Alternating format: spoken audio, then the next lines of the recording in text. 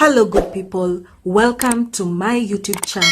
Hi guys, this is Jean. Today I am hopping to Aswani's channel from my channel Jean Wandimi, and I'm here to tell you about challenges of working online. I know this is a channel about writers. You may be a writer there and you're thinking, okay, I want to join this writing business, I want to get clients, I want to start working online. But let me tell you guys, there are some things that people don't tell you about working online that are really huge challenges, and I think it's only prudent for us to let you know. This is in no way to discourage anyone. I think writing is a job like any other. Every job has its own challenges, but let me tell you a bit about writing. The first challenge is the hours.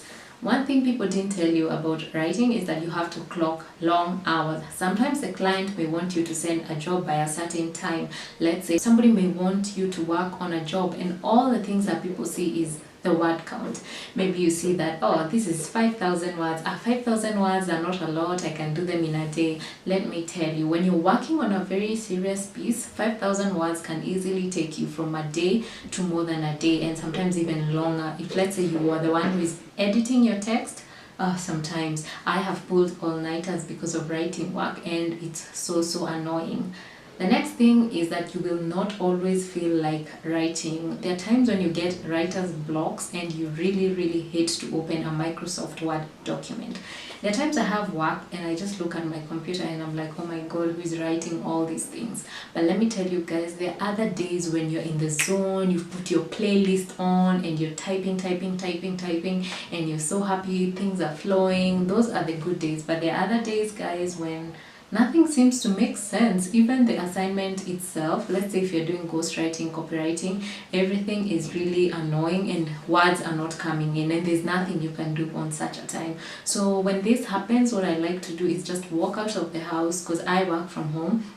I like to just take a breather, dance to some music, make myself a coffee or a salad or something, just get my mind out of the computer and just leave the room for some time, and then come back with fresh eyes after sometimes, especially in jobs where I have many days to complete the jobs. It's okay to take breaks. You don't have to be writing all the time. The other thing that people never told you about is the eyesight problem. Let me tell you something, your eyesight deteriorates if let's say you're using a laptop. I use a fairly good laptop, but let me tell you, when you're staring at a screen for hours and hours, even if you have anti-glare glasses, even if your computer screen is okay, there's just something about your eyesight. It just deteriorates over time. For example, I have written so many things over time, and I can tell you for a fact, I used to have the sharpest eyesight. Well, I could also attribute it to age, but I used to have the sharpest eyesight, but today I cannot read things that are a bit far, let's say a few meters away from me, and it sucks because I know and I can tell the reason why I can't read things is because of my writing, and it's because I stare at computer screens all day and sometimes all night. I hate to admit it, but it's not good. But sometimes you're like, okay, it's either that or you go hungry, you know, that's where you get your money from. So that's another thing that people don't prepare you for. The other thing is that getting clients in the first place is a lot of work. You're lucky if you have repeat clients. For example, I have an ebook writer. I have an ebook person who gives me ebooks every month to write.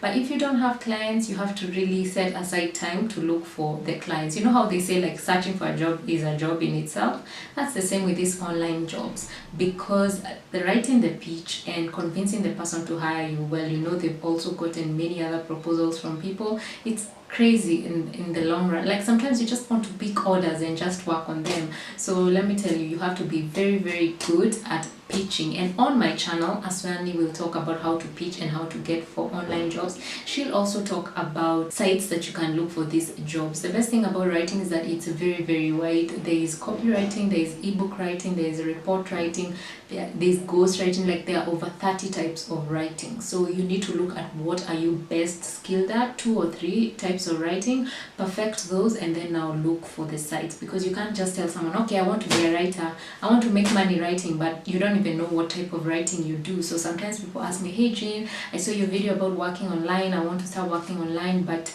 I want to be a writer, so connect me to a job. And I'm like, okay, what skills do you have? What is your type of writing? They're like, any, I can do any, you know. That's not the mentality you need to have. You can't be good at all writing. For example, I am not really good with script writing, and I've accepted that. I may be good at dissertation report writing, copywriting, technical writing. So you have to know where your strengths are when you're starting these jobs.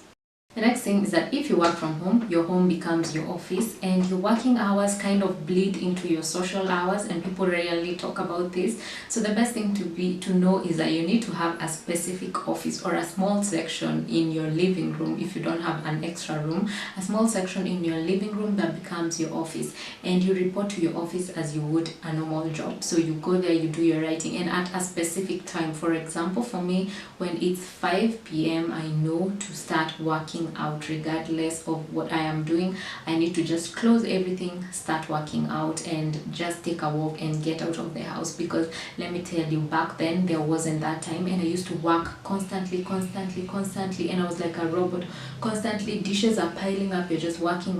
Yes, you're making money, but what are you doing to your mental health? What are you doing to your social life? What are you doing to your personal health? I mean, to your body. You're not working out, your back is aching, your neck is aching. It's just a lot. So make sure if you're working from home, you know how to separate your hours and also separate your space, such that I don't do office time during social hours. And take a rest. Most writers never know how to rest. Just rest, breathe, get out of the house, go outside. It's okay. Jobs will always be there, but sometimes time and health, you need to invest that as well. You know, you cannot always rely that your body will be strong if you're not nourishing it. Go outside, buy fresh fruits, buy fresh vegetables, come make good dishes in the house, then get back to your writing, take breaks, and so on and so forth. So that's one thing I wish somebody told me about writing business. The other thing, I think it's not a challenge, but when you're getting started, especially if you've not written for a while, it's like your writing is just so substandard and basic. Guys, don't get discouraged. I have gone through maybe a year when I didn't write anything serious. I think that was 2013, and when I tried to get back to writing, my writing was so bad, and I was wondering, okay, I have lost the mojo, I have lost my spark, I can't write anymore. I'm just here to tell you that writing is like a muscle. The more you feed it, the more it grows. The more you work out, the more it grows. So don't worry. Even today, if you're not finding the words that you used to have, you're not finding your flow, don't worry. The more you write, the better you get. So also watch a lot of tutorials. There are so many tutorials to help writers. We are so lucky that we live in the digital age where we can access a lot of writing information online, and we can be able to, you know, grow that skill and grow that muscle. So don't worry if you're not getting your zone, you're not getting your magic that you used to have. The more you write, the better you get. So that's more of a challenge twisted into an advantage or a skill. The last one is that you will get a lot of distractions. For example, for me, YouTube is my biggest distraction. YouTube, and I think Twitter. Twitter is not so much of a distraction. I know how to switch it off, but YouTube, sometimes you are always in the rabbit hole of video after video after video, tutorial after tutorial. I watch a lot of tutorials and how-to videos, and sometimes I'm just consuming but not doing anything. So make sure you limit your distractions before they limit you. Quotable. Anyway, make sure you limit your distractions as much as possible, because once distractions creep in, I always say that once distractions creep in, it will be very bad for you. What I like to say is getting out of the zone, it's easy. I mean, you just have to drop whatever you're doing and start watching a YouTube video. Fairly easy. But stopping that YouTube video to come back to your work, that's the hardest thing. I don't know why it's so hard. But knowing how to limit your distraction is a skill.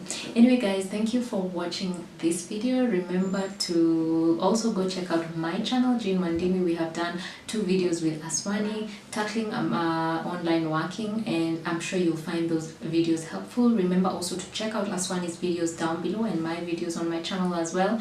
We tackle those topics a lot, so I'm sure you'll find something useful. If you have any questions, leave them down below and we'll get back to you. But thank you so much, Aswani, for having me on your channel. Bye.